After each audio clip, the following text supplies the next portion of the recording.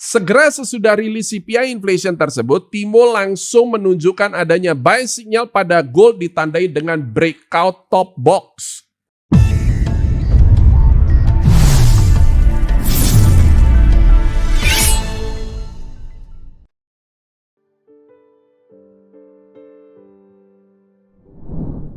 Dalam video sebelumnya yang saya unggah pada tanggal 6 Juli 2023 dengan judul Kenaikan Suku Bunga The Fed yang terakhir, saya menjelaskan tentang adanya peluang 86,8% bahwa The Fed akan menaikkan suku bunga pada FOMC 26 Juli 2023 yang akan datang.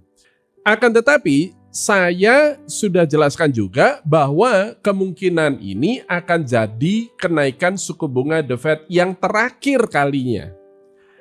Fed Fund Futures sudah mengantisipasi hal ini dan dengan demikian antisipasi Akela berdasarkan Fed Fund Futures, terminal rate The Fed adalah 5/4 hingga 5,5. Hanya ada satu kenaikan suku bunga lagi yakni pada FOMC 26 Juli, bukan 2 kali sebagaimana perkiraan Jerome Powell dan beberapa Fed official lainnya.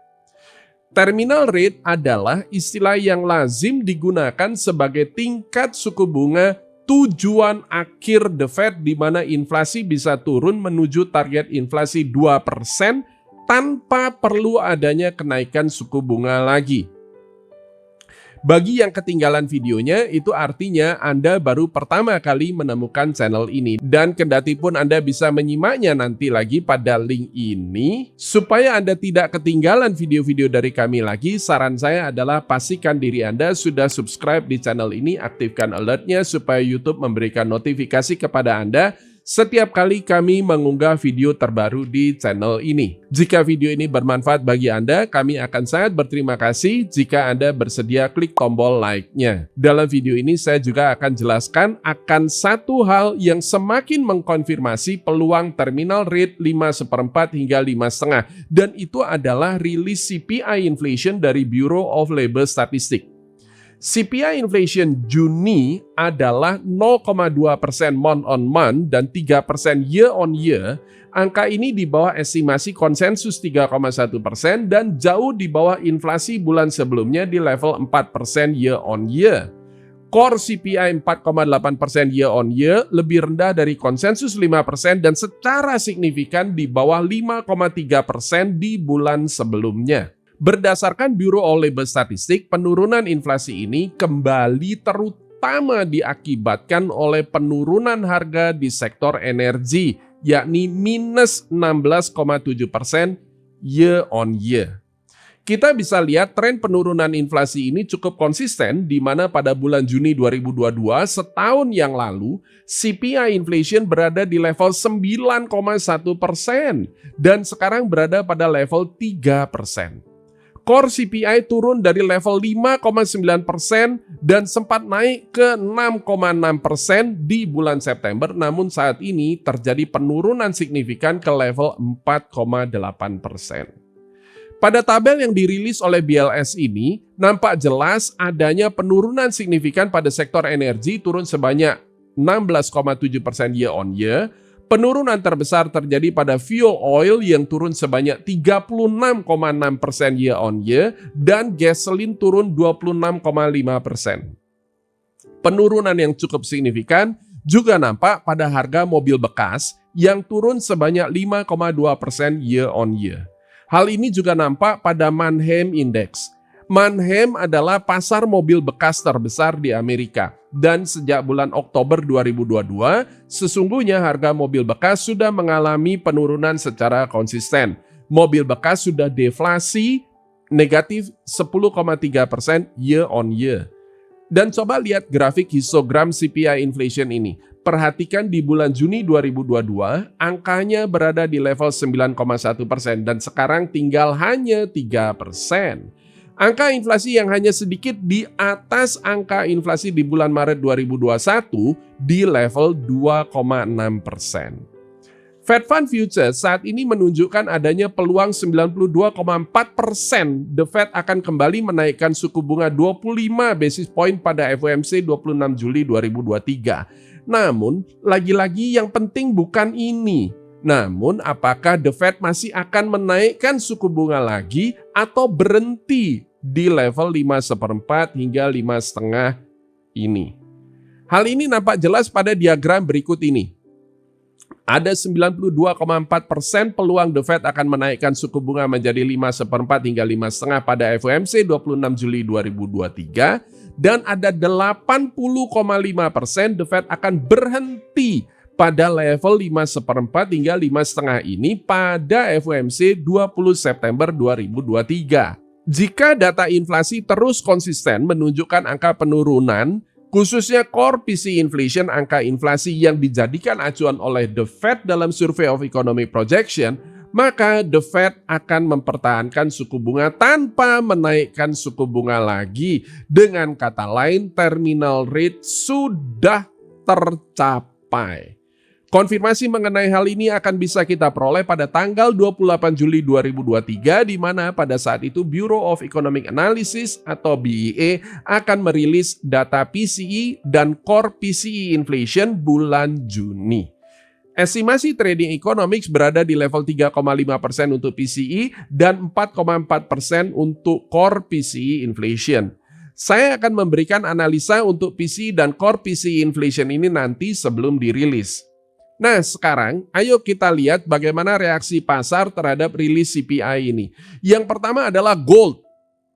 Sejak Mei, gold mengalami koreksi dan upaya untuk rebound kembali di akhir Mei hanya berlangsung sesaat dan memasuki bulan Juni, gold kembali terkoreksi. Perhatikan, saya menggunakan kata koreksi dan bukan reversal atau downtrend. Penurunan di bulan Mei hingga Juni ini adalah membentuk pola falling wedge pattern yang merupakan bullish continuation pattern. Gold menunggu akan adanya satu berita yang akan menunjukkan peluang The Fed akan berhenti menaikkan suku bunga acuan Fed Fund Rate. Sejak dulu, gold selalu mengantisipasi kebijakan The Fed. Coba perhatikan weekly charts gold ini. Ketika The Fed menaikkan suku bunga di tahun 2018, gold hit bottom terlebih dahulu dan mulai rally di akhir Agustus 2018. Lihat poin A. The Fed baru mulai menghentikan kenaikan suku bunga di tahun 2019. Gold sudah mengantisipasi The Fed berhenti menaikkan suku bunga 4 bulan sebelumnya. Memasuki tahun 2020, kita semua tahu seluruh dunia mengalami pandemi COVID-19. The Fed memangkas suku bunga hingga 0 sampai 1/4% dan lanjut mengucurkan paket quantitative easing atau paket stimulus moneter. Dan gold rally hingga poin B. Mulai awal Agustus 2020, gold mulai mengantisipasi akan tapering The Fed. Angka pengangguran sudah turun dari level 14,7% akibat COVID lockdown dan turun jadi 8,4%. Memang jika hanya melihat data ini, maka seharusnya hal ini yang seyogyanya dilakukan oleh The Fed, yakni mulai menurunkan stimulusnya sedikit demi sedikit. Namun saat itu kita tahu situasi COVID-19 masih sangat mencekam. Solusi vaksin juga masih belum ada. Memasuki tahun 2021 dalam testimoninya di Kongres, atas pertanyaan dari anggota Kongres sehubungan dengan inflasi Amerika yang sudah mencapai 2 kali ambang batas target inflasi The Fed, Jerome Powell menyebut inflasi tersebut sebagai transitory. Dan gold kembali rally hingga poin C. Di bulan Maret 2022, The Fed mulai menaikkan suku bunga dan gold mulai bearish hingga bulan Oktober 2022 di poin D. Di bulan Oktober 2022, gold hit bottom dan bullish hingga poin E. Padahal The Fed masih menaikkan suku bunganya. Kok gold bullish ya? Perhatikan, sejak November 2022, The Fed mulai slow down. Sudah tidak ada lagi menaikkan suku bunga sebanyak sebelumnya. Saat itu suku bunga The Fed sudah mencapai 4-4,4%. Gold mulai mengantisipasi bahwa The Fed akan berhenti menaikkan suku bunga sejak bulan Oktober 2022. Sejak bulan Oktober 2022, Gold rally hingga poin E, dan mulai awal Mei gold terkoreksi. Harap teliti, saya menyebut pergerakan gold dari C ke D sebagai bearish, sementara saya menyebut penurunan gold dari E ke F sebagai koreksi.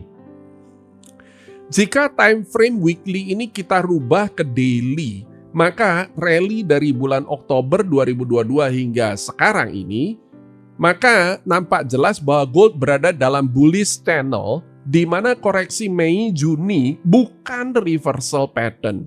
Penurunan gold ini dipicu oleh data Core PCE Inflation April yang diumumkan pada tanggal 26 Mei 2023, malah naik ke 4,7% inflasinya, dan ini membuat beberapa Fed official menjadi hawkish. Jerome Powell sendiri hingga diskusi panel ECB pada tanggal 28 Juni 2023 masih mengatakan peluang akan menaikkan suku bunga 2 kali lagi. Kendatipun dia juga mengatakan bahwa The Fed akan sangat berhati-hati dalam melakukan ini karena sudah hampir mencapai terminal rate. Logikanya, jika Anda mengendarai mobil dan mendekati tujuan, maka Anda juga tentu akan menurunkan laju kendaraan Anda supaya tidak bablas dan mengharuskan Anda terpaksa harus memutar kembali. Pertanyaannya menjadi, terminal rate yang dimaksud oleh The Fed ada di 5,1 hingga 5,5 atau 5,5 hingga 5,3/4. Apakah The Fed masih butuh menaikkan suku bunga 1 kali lagi atau 2 kali lagi? Mengenai hal ini, Jerome Powell sendiri berkali-kali menyebutkan bahwa semuanya adalah berdasarkan data. Data apa yang dimaksudkan Powell? Jawabnya adalah data inflasi. Dan saya sudah jelaskan juga dalam banyak video sebelumnya bahwa data inflasi Amerika itu ada 3.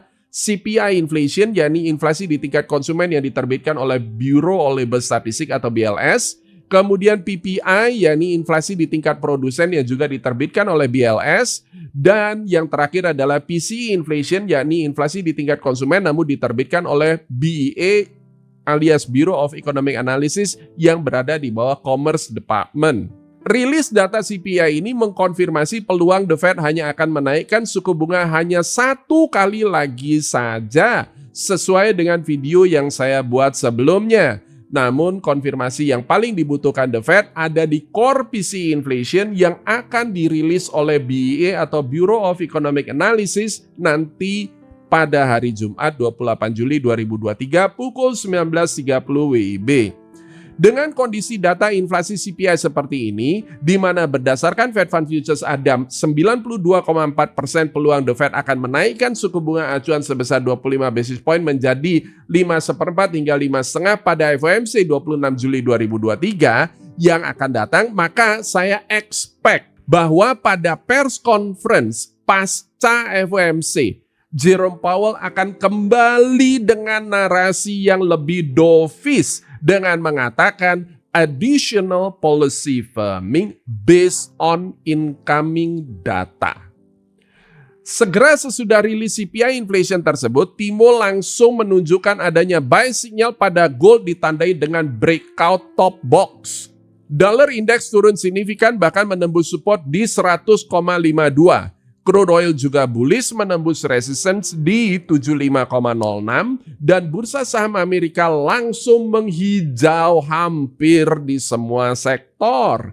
Saham-saham big tech yang sempat terkoreksi selama beberapa hari sebelumnya kembali menghijau. Microsoft, Nvidia, Google, Meta, Tesla, Apple, Amazon semuanya balik menghijau. S&P 500 berhasil menembus resisten di level 4498, sementara Nasdaq berhasil menembus resistance di 15.432. Dengan turunnya inflasi Amerika, sementara unemployment rate masih tetap berada pada level 3,7%, masih di bawah proyeksi The Fed, di mana angka pengangguran diproyeksikan berada pada level 4,1% hingga akhir tahun, maka kita berhadapan pada 2 kondisi. 1. Inflasi turun menuju target 2%, dan 2. Angka pengangguran tetap rendah. Keduanya ini adalah kondisi yang mengarah kepada soft landing, kondisi di mana pertumbuhan ekonomi slow down atau melambat sehingga inflasi turun namun tidak menyebabkan ekonomi resesi sehingga maksimum employment tetap terjaga. Ini adalah kondisi ideal yang memang dikehendaki oleh The Fed. Jika hal ini yang terjadi, maka The Fed hanya perlu berhenti menaikkan suku bunga dan ketika inflasi semakin stabil turunnya menuju ke target inflasi 2%, The Fed pelan-pelan mulai menurunkan suku bunga ke level normal dan tidak perlu lagi mengucurkan stimulus moneter atau QE. Jika kondisi ideal ini yang terjadi, maka US stock market adalah salah satu pilihan terbaik untuk investasi. Di mana hal ini sesuai dengan video yang sudah saya unggah di channel ini sejak tanggal 22 Januari 2023 dengan judul 2023 Bullish atau Bearish. Cara yang paling mudah adalah dengan menggunakan ETF atau Exchange Traded Fund, yakni semacam reksadana indeks yang diperdagangkan di bursa saham sebagaimana layaknya seperti sebuah saham, namun itu sebenarnya adalah portfolio yang isinya kumpulan berbagai saham. ETF yang paling populer saat ini adalah SPY ETF, yakni SPDR S&P 500 ETF Trust, ETF yang berisikan 500 saham unggulan bursa Amerika yang juga merupakan ETF pertama di bursa Amerika yang diluncurkan oleh State Street Corporation. Saingannya adalah VOO yang diterbitkan oleh Vanguard Group dan IVV yang diterbitkan oleh BlackRock. Saya sudah pernah mengulas tentang ETF ini pada video yang ini. Jika Anda membutuhkan ETF yang memenuhi kaidah syariah, maka Anda juga bisa gunakan ETF halal. Keterangan mengenai ETF halal ini juga sudah pernah saya buat dalam video yang ini. Anda juga bisa melihat prospektus dan detailnya melalui website www.wahed.com/global. Link ada di deskripsi. Ada satu pasar yang tidak terpengaruh atau tidak merespon positif terhadap rilis berita CPI ini, dan itu adalah kripto. Pasca dirilisnya CPI ini, ternyata Bitcoin tetap sideways alias flat aja. Ethereum juga sama, flat saja, seolah tidak terjadi apa-apa. Ini sejujurnya menimbulkan tanda tanya besar buat saya. Tidak ada antusiasme dari crypto market terhadap penurunan inflasi Amerika. The Fed akan berhenti naikkan suku bunga dan Bitcoin market tidak melihatnya sebagai berita positif. Bandingkan dengan ketika BlackRock mengajukan proposal Bitcoin ETF ke SEC. Bitcoin itu langsung terbang bullish. Jika demikian, ayo kita selidiki ke posisi long-term investor yang paling besar keyakinannya, conviction-nya terhadap Bitcoin. Siapa orang yang saya maksud? Jawabnya tidak lain adalah Mr. Hodler. Orang yang berinvestasi Bitcoin dalam tanda petik tanpa pernah dijual-jual lagi selamanya. HODL adalah singkatan dari Hold On for Dear Life. Dipegang terus seumur hidup. Ini prinsip yang paling saya tentang baik dalam investasi maupun trading. Beli tanpa pernah dijual lagi alias tidak pernah profit taking. Nah, tujuan investasi maupun trading adalah hasilin profit. Kalau tidak pernah profit taking, pertanyaannya, lah kapan profitnya? Kali ini saya mohon izin akan mengungkap satu fakta dan memang seringkali fakta akan terdengar kurang nyaman atau bahkan menyakitkan bagi kalangan tertentu. Sebagaimana filsuf Jerman Friedrich Nietzsche pernah bilang, sometimes people don't want to hear the truth because they don't want their illusions destroyed. Kadangkala orang tidak mau dengar kebenarannya karena mereka tidak mau ilusi mereka dihancurkan. Oke, coba perhatikan charts ini. Charts ini menunjukkan hodler net position change. Wih, apalagi tuh hodler net position. Hodler net position adalah sebuah metrik yang pertama kali diperkenalkan oleh Adamant Capital. Hodler Net Position Change pada dasarnya menunjukkan posisi net long-term investor alias hodler. Indikator ini menunjukkan data ketika hodler cash out alias jualan dan ketika mengakumulasi posisi baru. Tunggu dulu, sebelum saya lanjutkan. Katanya hodl itu hold on for dear life alias hold seumur hidup. Lah, kok ada data kalau hodler pernah cash out ya? Jangan-jangan. Nah, coba lihat sekarang. Bisakah Anda lihat pada saat Bitcoin bull run di tahun 2021 dan mencapai puncaknya di bulan April 2021, hodlers net sell. Hodler mulai akumulasi lagi ketika Bitcoin bearish. Dan ketika ada kasus FTX, hodler lagi-lagi net sell. Data ini sebagaimana Anda bisa lihat saya ambil dari Glassnode Studio. Data ini bertentangan dengan prinsip hodl. Hold on for dear life yang Anda biasa dengar di komunitas-komunitas kripto hingga kripto influencer. Tidak bisa dua-duanya benar. Jika hodl benar-benar adalah hold on for dear life alias di hold selamanya, maka Glassnode Studio yang salah. Jika Anda bilang data Glassnode Studio yang benar, maka pengertian hodl yang viral selama ini itu adalah yang salah. Tahukah Anda dari mana asalnya istilah hodl ini? Jawabnya adalah dari salah ketik. Serius, salah ketik yang dilakukan oleh seorang bernama GameQB di tahun 2013 di mana dia menulis postingan dengan judul I'm hodling. Maksudnya adalah holding.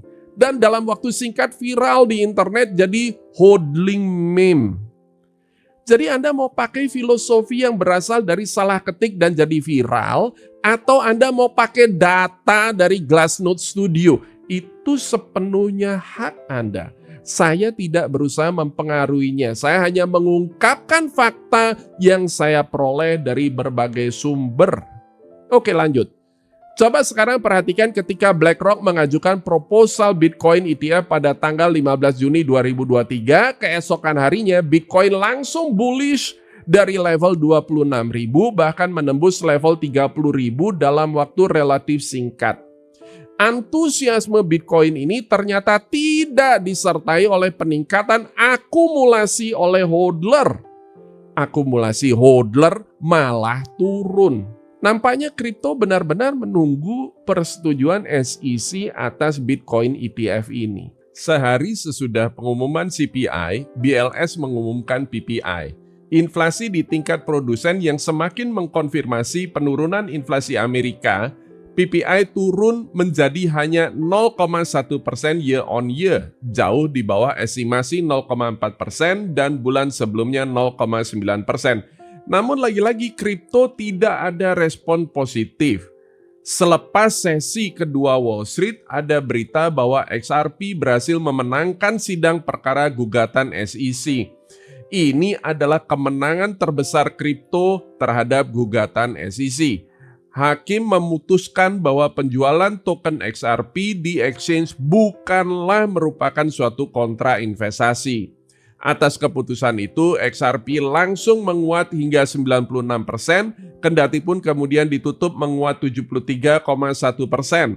Bitcoin juga menguat 3,5% dan ditutup di level 31.454.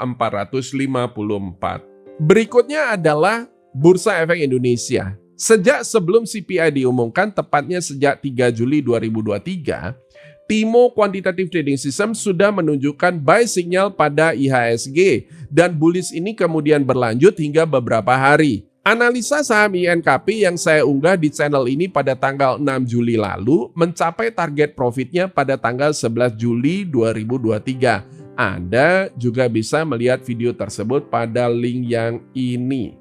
Sejak tanggal 2019, nampak IHSG sering mengalami konsolidasi dengan membentuk pola symmetrical triangle. Tergantung breakoutnya. Jika yang terjadi adalah support yang ditembus seperti kejadian di tahun 2020, maka IHSG berpotensi bearish. Dan sebaliknya jika resisten yang di breakout seperti yang terjadi di Oktober 2022, maka IHSG berpotensi bullish kembali. Anda ingin belajar melakukan market analisis seperti yang kami lakukan di Akela terhadap saham Amerika, forex, berbagai komoditas seperti gold, crude oil hingga aset kripto, silakan kunjungi www.tradingnyantai.com. Akela akan menyelenggarakan webinar Trading Nyantai Profit Keren yang sekaligus mendemokan Timo Quantitative Trading System yang saya pakai. Info dan jadwal lengkapnya Anda bisa simak pada website Trading Nyantai, link saya berikan di deskripsi. Dan khusus bagi kalian yang ingin belajar trading atau investasi di Bursa Efek Indonesia, kalian juga bisa kunjungi www.tradingkilat.com. Link juga saya berikan di deskripsi. Gunakan voucher Akela 50 untuk mendapatkan diskon Rp50.000 serta mendapatkan bonus akses 4 buah e-book yang 3 diantaranya telah diterbitkan oleh Gramedia Pustaka Utama dan Alex Media Komputindo. Terima kasih semuanya, sukses selalu, semoga bermanfaat dan sampai jumpa.